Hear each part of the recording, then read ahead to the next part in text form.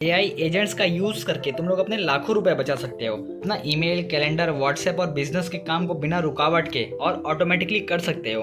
AI agents ये काम आपके लिए कर सकते हैं। आपके डेली रिपीटेटिव टास्क को ऑटोमेट कर सकते हैं। आज हम देखेंगे ट्रेंडिंग एआई एजेंट्स कैसे लाइफ, बिजनेस और डेली रूटीन को स्मार्ट बना रहे हैं। ऑटोमेशन सबके लिए है, फिर चाहे आपको कोडिंग आती हो या नहीं आती हो, इससे कोई भी फर्क नहीं पड़ता। इस वीडियो में हम बेसिक से लेटेस्ट टूल तक सब कुछ सिंपल लैंग्वेज में समझेंगे, तो वीडियो को एंड तक देखना। यह आपके काम करने का तरीका और सोचने का तरीका पूरी तरह बदल देगा। सबसे पहले हम देखेंगे what is an AI agent. AI agent एक स्मार्ट डिजिटल हेल्पर है जो डेटा रिसीव करता है, खुद सोचता है और अपने आप डिसीजन लेता है आपके दिए हुए इंस्ट्रक्शन के बेसिस पे। ये सारे काम करता है बिल्कुल एक इंटेलिजेंट असिस्टेंट की तरह। एआई एजेंट्स का यूज होता है बिजनेस ऑटोमेशन में, हेल्थ एडवाइस में, फार्मिंग टूल्स कंट्रोल में और स्मार्ट होम डिवाइसेस मैनेजमेंट में और भी बहुत सारी जगह। एआई एजेंट्स का मेन काम है प्रॉब्लम को फास्ट और स्मार्ट तरीके से पूरा करना, मतलब हमें काम भी ना करना पड़े और हमारा काम भी अच्छी तरीके से पूरा हो जाए। आगे बढ़ने से पहले ये जान लेना ज़रूरी है कि कितने टाइप के एजेंट्स होते हैं। सबसे पहला होता है रिफ्लेक्स एजेंट। रिफ्लेक्स एजेंट बिना सोच विचार के रिएक्ट करता है। इसके पास कोई पास्ट एक्सपीरियंस या फ्यूचर प्लानिंग नहीं होती, मतलब कोई कॉन्टेक्स्ट या फिर कोई आगे क्या करना है ये आइडिया नहीं होता, ये खुद डिसीजंस नहीं ले सकता है। इसमें लॉजिक्स यूज होते हैं, जैसे हम कोड लिखते टाइम लॉजिक्स यूज करते हैं, ठीक उसी तरह। फॉर एग्जाम्पल हम लॉजिक यूज इसमें करेंगे, अगर टेम्परेचर हाई हो कमरे का तो फैन को ऑन कर देना है और अगर नॉर्मल हो तो फैन को ऑफ कर देना है। जो लोग कोडिंग करते हैं उन्हें पता है कि लॉजिक्स क्या होते हैं। फॉर एग्जांपल तुमने एक चैटबॉट बनाया, ठीक है, और तुमने उसको इंस्ट्रक्शन दिया है, उसमें लॉजिक सेट किया है कि अगर कोई तुम्हें हाय मैसेज करे तो तुम्हें ये कोई भी XYZ आंसर कर देना है जो भी तुमने उसको बोला होगा। ठीक इसी तरह से इसमें लॉजिक्स यूज होते हैं। इसके पास कोई भी मेमोरी नहीं होती जिससे ये आगे क्या करना है उसका खुद डिसीजन ले सके। सेकेंड होता है गोल बेस्ड एजेंट। ये अपने गोल या टारगेट को अचीव करने के लिए एक्शंस लेता है। For example Google maps. अगर तुमने गूगल मैप्स में कोई अपनी डेस्टिनेशन डाल रखी है तो ये उस डेस्टिनेशन तक पहुंचने के लिए तुम्हें बेस्ट रूट फाइंड करके देगा जो तुम्हारा टाइम और पेट्रोल दोनों बचाएगा।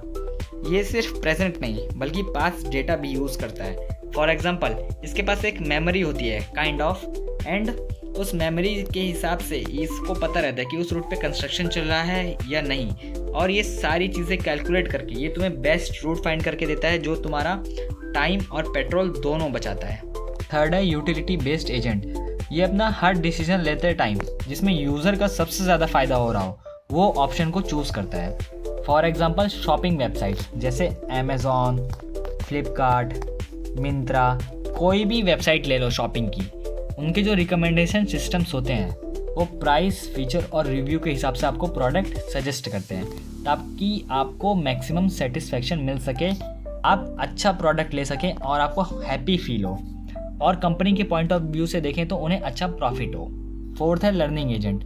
ये टाइम के साथ एक्सपीरियंस से सीख कर और ज़्यादा स्मार्ट होता है। फॉर एग्जाम्पल जैसे ChatGPT है या कोई भी AI मॉडल है, वो हमारे फीडबैक से हमारे डेटा को समझकर और ज़्यादा इम्प्रूव होता है और ज़्यादा बेटर आंसर करने लगता है टाइम के साथ साथ। ठीक वैसे ही लर्निंग एजेंट होता है।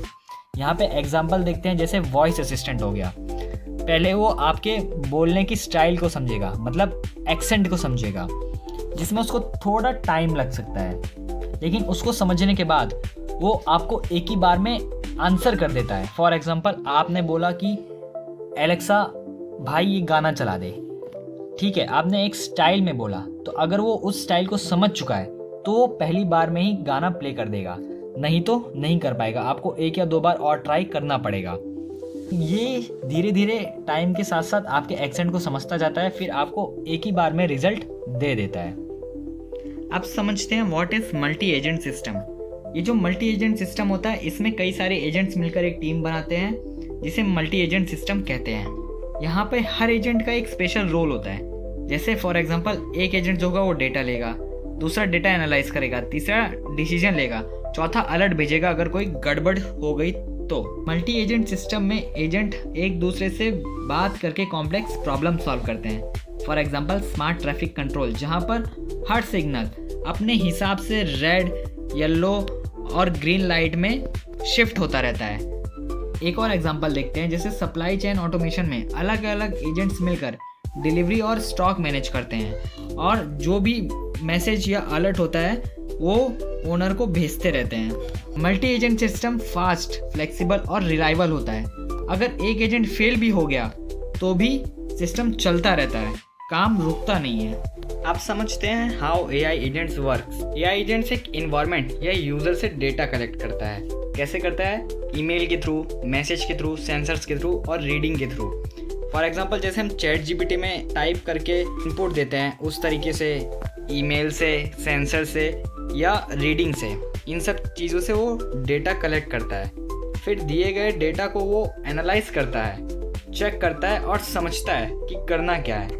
उसके बाद डिसीजन लेता है। फॉर एग्जांपल जैसे क्या रिप्लाई भेजना है या फिर रिमाइंडर सेट करना है या फिर कोई रिपोर्ट बनानी है। उसके बाद एक्शन परफॉर्म करता है, फिर आउटपुट देता है, जैसे कि अगर कोई नोटिफिकेशन सेंड करनी है, कोई रिपोर्ट बनानी है या फिर मैसेज में रिप्लाई करना है। ये जो AI एजेंट्स होते हैं ये लगातार फीडबैक लेते रहते हैं और अपनी परफॉर्मेंस को इम्प्रूव करते रहते हैं टाइम के साथ साथ। AI एजेंट्स इंसानों की तरह सोचते और काम करते हैं और टाइम के साथ साथ खुद को इम्प्रूव करते रहते हैं। अब देखते हैं what is context engineering. Context engineering means AI agent को सिर्फ सवाल नहीं बल्कि पूरे बैकग्राउंड की जानकारी होना चाहिए। अब इसके बिना ना AI एजेंट्स कुछ भी नहीं है। अब इसको एक एग्जांपल के साथ बताता हूँ, जैसे रूल सेट करना, काम करने का सही तरीका एजेंट को प्रोवाइड करना। फॉर एग्जांपल अगर तुमने ChatGPT में कस्टम इंस्ट्रक्शन सेट करे हैं तो तुम्हें पता होगा उसमें तुम आउटपुट की टोन सेट करते हो, वर्ड लिमिट सेट करते हो, उसकी थिंकिंग क्या होगी वो सेट करते हो। ये सारी चीज़ें तुम्हें सेट करनी पड़ती हैं। इसको और एक एग्जांपल के साथ समझें तो अगर तुमने एक ईमेल एजेंट बनाया जिसको तुमने सिर्फ मैसेज दे दिया तो मैसेज देने का कुछ फ़ायदा नहीं, क्योंकि अगर तुमने उसको बताया ही नहीं कि ये मैसेज किसको भेजना है तो कुछ फ़ायदा ही नहीं होगा। इसलिए तुम्हें उसको जिसको भेजना है उसका अभी ईमेल आईडी देना होगा, ठीक है। उसके साथ साथ तुम्हें इसकी मैसेज हिस्ट्री, उसको एक्सेस देना होगा मैसेज हिस्ट्री का, क्योंकि अगर उसके पास मैसेज हिस्ट्री का एक्सेस नहीं होगा तो उसे कॉन्टेक्स्ट ही नहीं पता होगा कि किस बारे में बात हो रही है। तो अगर सामने वाले का कुछ मेल आएगा तो उसका रिप्लाई नहीं कर पाएगा क्योंकि उसे कॉन्टेक्स्ट ही नहीं पता है, या फिर रिप्लाई भी करेगा तो गलत रिप्लाई करेगा। और रिप्लाई के रूल सेट होने चाहिए। फॉर एग्जांपल अगर वो रिप्लाई करे तो कितने वर्ड्स में रिप्लाई करना चाहिए, रिप्लाई करने की जो टोन है वो कैसी होनी चाहिए, मतलब गाली वाली ना दे दे भाई, अगर गाली दे देगी तो बहुत ज़्यादा नुकसान भी हो जाएगा, ठीक है। ये सारी चीज़ें। और कॉन्टेक्स्ट होने पर जो AI एजेंट्स होते हैं वो और ज़्यादा एक्यूरेट, रिलायबल और ज़रूरत के हिसाब से बेस्ट आंसर देते हैं, क्योंकि उन्हें सारी चीज़ें पता होती है। तो उन सारी चीज़ों को एनालाइज करके वो बेस्ट पॉसिबल आउटपुट देते हैं। ना कॉन्टेक्स्ट के AI एजेंट कंफ्यूज हो जाता है और गलत रिस्पॉन्स दे देता है, सेम हमने जो अभी बात करी थी। इसलिए कॉन्टेक्स्ट इंजीनियरिंग बहुत ज़्यादा ज़रूरी है। प्रॉम्प्ट लिखते टाइम भी बहुत ज़्यादा यूज़ होता है और AI एजेंट बनाते टाइम भी। अब देखते हैं ऑटोमेशन टूल्स। तुम्हें एजेंट्स बनाने के लिए कोई कोडिंग की ज़रूरत नहीं है। ऐसे बहुत सारे नॉन कोड टूल्स भी हैं जिनसे तुम AI एजेंट्स बना सकते हो और अपने ईमेल को ऑटोमेट कर सकते हो, कैलेंडर रिमाइंडर्स ऑटोमेट कर सकते हो, व्हाट्सएप ऑटोमेट कर सकते हो, डेटा एंट्री और भी बहुत सारी चीज़ें ऑटोमेट कर सकते हो। अब देखते हैं नॉन कोड टूल्स जैसे कि OpenAI का agent kit, n8n, make.com, Zapier, इन सारे AI टूल्स का यूज़ करके तुम लोग अपने लिए AI एजेंट्स बना सकते हो बहुत ज़्यादा आसानी से और अपने डेली टास्क को ऑटोमेट कर सकते हो और अपना टाइम प्लस पैसा बचा सकते हो। अपना कीमती समय निकाल के वीडियो को देखने के लिए बहुत बहुत धन्यवाद। वीडियो को लाइक, शेयर और चैनल को सब्सक्राइब कर दें। आगे और ज़्यादा इंटरेस्टिंग वीडियो आने वाली है, सो स्टे ट्यून्ड।